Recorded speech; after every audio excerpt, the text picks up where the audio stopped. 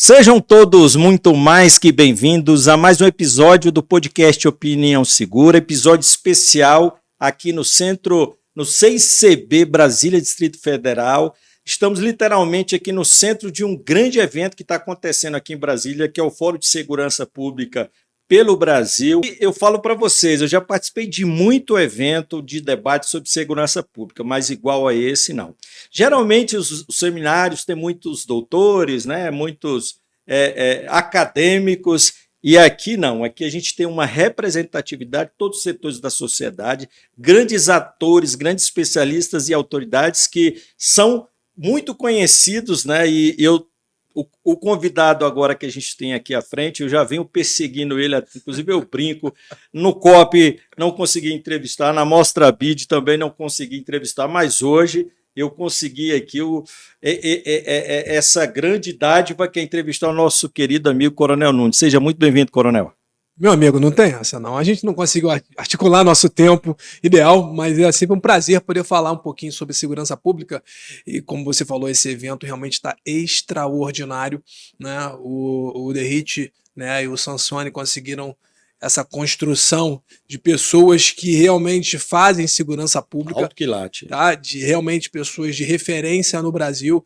Eu sou apenas um cara curioso que corre atrás e estudar, mas sou acadêmico também, tá, cara? Sim, eu também, a gente estuda também muita gente ainda é acadêmico, acadêmico, eu brinco assim, Caveira também estuda, tá, gente? E estuda muito pela minha formação, da onde me origino na Polícia Militar do Rio de Janeiro, e principalmente do meu berço de formação, que é as operações especiais lá no BOP. Né? Então, obrigado pela oportunidade de poder falar um pouquinho para todos os ouvintes, né? Falar um pouquinho sobre segurança pública, sobre os desafios do Rio de Janeiro, não só do Rio, também do Brasil, porque as coisas acabam se replicando e a gente acabou de falar aqui, né, na plenária, no nosso painel, sobre um pouquinho sobre isso, né? Essas interligações dos outros estados, do combate sistêmico ao crime organizado, que acaba não sendo somente um problema de segurança pública e não somente de fronteiras, né, territoriais. Ah, não, é um problema só do Rio, não, é um problema só de São Paulo, não, é um problema do Pará. Está tudo relacionado. A modernidade trouxe muitas coisas positivas para a sociedade, mas infelizmente o mal também acompanha essa evolução e se utiliza de ferramentas tecnológicas. O mal nunca dorme, né? Nunca dorme. E por isso que os bons não podem apenas ficar parados, tem que sempre andar na frente e tentar sempre estar à frente deles. Coronel Nunes, e a dificuldade de entrevistá-lo é porque o senhor é um homem público, né? Porque tudo que acontece no Rio vira notícia, e como um caveira do BOP do Rio de Janeiro, também desenvolvendo uma carreira acadêmica de projeção, um excelente comunicador também, então uma figura carimbada e que a gente sente orgulho de encontrar aqui na feira, e por isso que sempre esteve ali na nossa rota para entrevistas, né? E além disso, é subsecretário, né? Tivemos agora numa reunião do Conselho Nacional do Secretário de Segurança Pública, né? E vi que o senhor estava lá representando o Estado, né? Então, além disso, de caveira, de acadêmico, de coronel, também tem uma participação efetiva no governo como subsecretário, e não é à toa, né? Então, assim, é polivalente. Meu amigo, primeiro, acho que a característica principal, obrigado pelos elogios, é a humildade para sempre aprender. Né? E isso é o grande desafio que nós temos no Rio de Janeiro.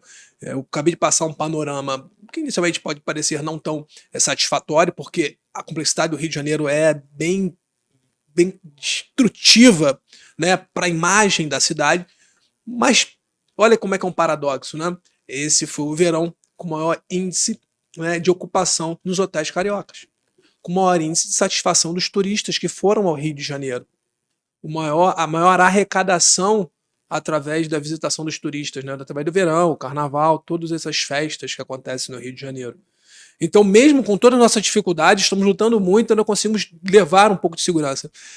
O doutor Vitor, desde que assumiu a Secretaria de Segurança, eu sou o subsecretário dele, a gente vem numa construção, estruturação de políticas de segurança pública. Talvez esse foi o grande desafio, né, para a minha carreira dentro da segurança pública, é sair de um ambiente puramente operacional, onde Dos meus 28 anos de corporação, 27 foram dentro da Polícia Militar, Militar. sempre em áreas operacionais, sempre em batalhões operacionais, tanto os especializados como os convencionais, mas sempre estando na rua, e passo a olhar de uma maneira diferente para políticas de segurança pública. E eu começo a ver grandes, não dificuldades, mas complexidades de fazer política de segurança pública, tamanha é a diversidade de ações que são necessárias.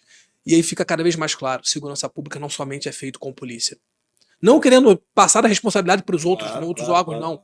Mas sim chamá-los para a briga. Vem junto comigo. Eu preciso de todos juntos, mas que realmente segurem a alça do caixão. Porque hoje eu estou falando de lavagem de dinheiro, eu estou falando de cultura. Da cultura, por exemplo, do carioca e do povo brasileiro, de não querer comprar produtos sem procedência. Porque isso gera uma indústria do roubo de veículos, gera a indústria do roubo do celular. Porque quando você vê na ponta, você não vê maldade naquele celular, apenas vê que é uma oportunidade de você gastar menos. Mas você sabe o que aconteceu para aquele celular chegar ali? Você sabe o que aconteceu para aquela peça de veículo que você não tem um rastreio dela chegar naquele ferro velho? Então tudo isso passa por uma reestruturação sistêmica também da sociedade. Do modo como você combate o crime, isso a gente está vendo lá, porque eu sempre falava assim, cara, eu estou quase há 30 anos na polícia, eu entrei combatendo no Complexo do Alemão de uma forma e hoje está muito pior. A gente foi regredindo, o marginal foi crescendo na sua capacidade operacional, então eu não podia mais pensar em fazer mais do mesmo, porque a lógica seria mais vagabundo, boto mais polícia, boto mais armamento, boto mais blindado, então a espiral da violência foi crescendo e eu não estava conseguindo vencer. Então a gente, além de ter esse combate na fricção dentro das facções, para ele não se sentir confortáveis e se sentir dominante no território, eu precisava olhar outras formas. E aí se monta a Operação Ordo para se tentar entender sistematicamente por que ele quer esse território. E a gente começa a atacar todas as formas de arrecadação financeira dessas organizações criminosas, que não somente agora, minimamente, é a exploração do tráfico de drogas.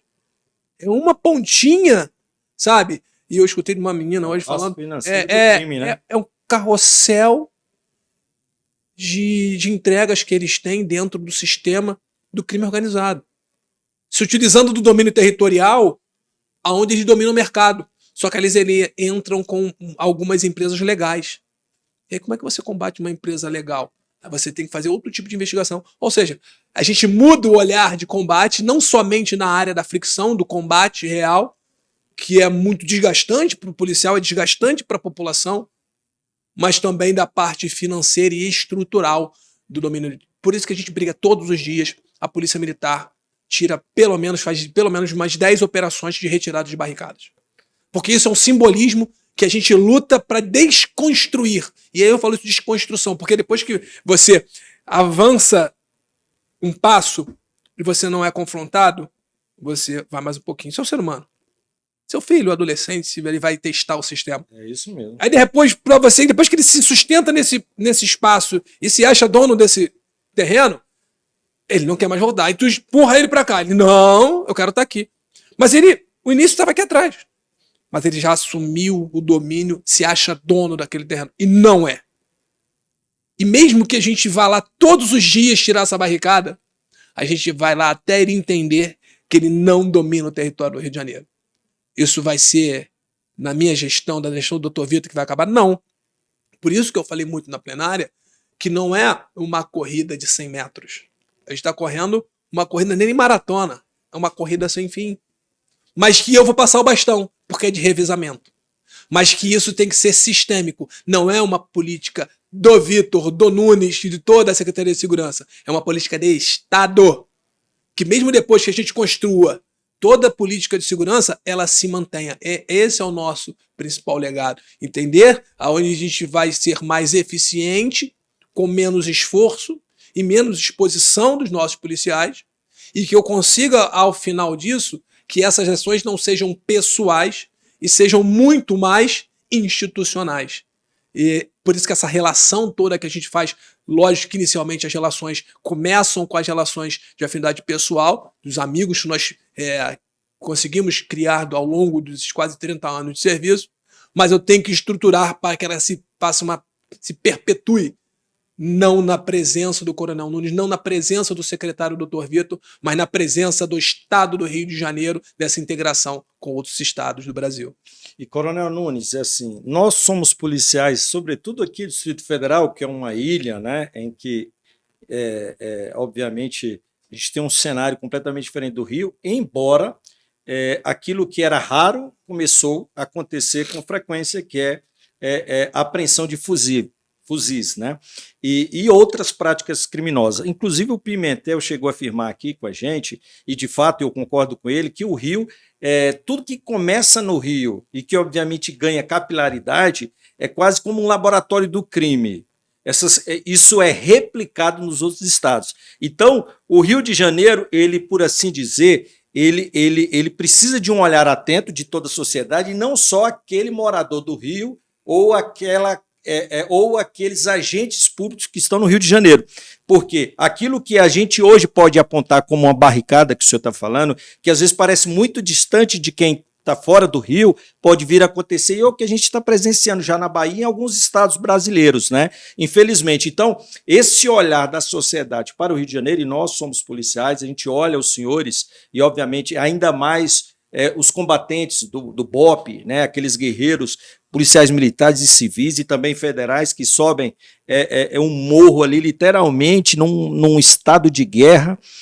E aí vem várias questões que vêm à mente, né? Um estado de guerra em que o soldado ele é julgado por uma justiça, por uma legislação em tempo de paz. É uma incongruência. Isso aí é do nosso irmão Visacro, né? Eu tive essa aula também. Nós temos uma lacuna legislativa. Hoje, quem trabalha comigo, meu superintendente, é o Major Leonardo Novo, que escreve muito sobre direito operacional. Já esteve conosco no nosso podcast. Eu vou pegar os melhores, meu amigo. Eu vou pegar os melhores. É o pitbull raivoso, meu irmão. Eu tenho que chamar ele ali porque o bicho é brabo. Mas eu preciso de pessoas assim, que vão me indagar, que vão me criticar, mas que eu sei que vão entregar. Né, que é um monstro. Eu preciso trabalhar com pessoas melhores. Valor, né? Pô, demais. Coragem. Mas o Visacro fala muito isso, porque eu tenho uma legislação para o tempo de paz, que é o que muito que o Abraão falou, daquele cidadão comum que comete um crime. Tem uma legislação em tempos de guerra, de engajamento, que a ONU regulamenta, que são aquelas normas de engajamento, legislação de guerra. E eu tenho o IATO, que são as operações policiais no Rio de Janeiro, que eu tenho conceitos, né, estratégias utilizadas em tempo de guerra, mas não tem o conceito principal, que eles entendem como atos de guerra. Tomada do Estado, né, essas conspirações, essas tudo mais. Mas também não está naquele momento regular de um tempo de paz. Então o policial militar no Brasil, e principalmente no Rio de Janeiro, vive esse ato porque ele é julgado por leis de tempo de guerra e paga um preço alto. Que é pior, às vezes, e isso gera um desestímulo ao policial a fazer o melhor que ele possa fazer na sua atividade, porque parece sempre que está todo mundo contra ele. Tá? Entenda aqui, eu não estou fazendo aqui uma crítica às bodycams, mas deveria ser colocado de uma maneira estruturada e orientada por políticas públicas direcionadas e não impostas por decisões judiciais. Eu entendo que é importante o uso da bodycam, mas calma, vamos estudar. A gente estava conversando esse dia, não, mas eles são inocentes, a gente não sabe se ele é... Mas calma aí, como ele entra no presídio, ele se autodeclara. Se ele se autodeclara um faccionado, ele está declarando para o sistema judiciário que ele é um criminoso, fazendo parte de uma organização criminosa. Quem faz parte de organização criminosa é um criminoso. E como é que a gente não olha essa estrutura de uma maneira mais técnica para recrudescer um pouquinho essa aplicação da nossa norma? Por isso, esses eventos são muito importantes, a gente pode discutir, fortalecer as iniciativas legais que possam nos auxiliar ao combate do crime no Rio de Janeiro e em todo o Brasil. Não estou tirando aqui a responsabilidade das polícias do Rio de Janeiro, da Secretaria de Segurança do Governo do Estado. Não é isso. Mas a gente precisa de um apoio, de uma ajuda, né, das legislações para que a gente possa aplicar melhor, né, a nossa norma, o nosso direito. Por isso o combate sistêmico ao crime organizado. Né? Por isso que a gente fala da preocupação dos outros estados. Cuidado para que vocês não virem o Rio de Janeiro. A gente está sofrendo com isso aqui. A gente já está te avisando. O Abraão falou, Derrite, não deixa implementarem barricada, mesmo que possa parecer aquela coisa inofensiva de um sofá no meio da rua. É simbólico. Começa com o sofá. Não deixa. A gente está falando dos nossos problemas que vão chegar aí. Sabe como é que eles estão chegando mais rápido? Aí é um movimento estruturado que a gente começou a querer entender por que os faccionários começaram a ir para o Rio de Janeiro. Como que eles começaram a fazer esses contatos? E aí foi uma coisa positiva, mas ninguém avaliou. Tudo começa e termina no sistema prisional. As cadeias. Quando a gente manda os nossos presos para presídios federais, mas ele lá não tem contato com ninguém. Ele não, mas as famílias começam os contatos. Os advogados começam os contatos. Começam ali as relações. Começa o Comando Vermelho a entender que ele tem condições de buscar outros estados do Rio de Janeiro através dessas parcerias. E ele toma várias rotas no norte e nordeste do PCC. E aí essas famílias, cara, a gente tá com uma situação bem atípica no Rio de Janeiro. Tem um nome difícil lá que veio de Brasília, que a polícia tá mais difícil de entrar aqui. E a gente tá se fortalecendo. Vem pra cá que ninguém te incomoda. E você comanda a tua facção pelo telefone. Online. Muito mais difícil de te pegarem aqui. E para ter operação aqui, eles vão ter que avisar 1.000 pessoas. E assim que eles estourarem, eu faço a tua extração e te coloco em local seguro. Hoje tem valores dentro de comunidades para casas. É com família, é sem família.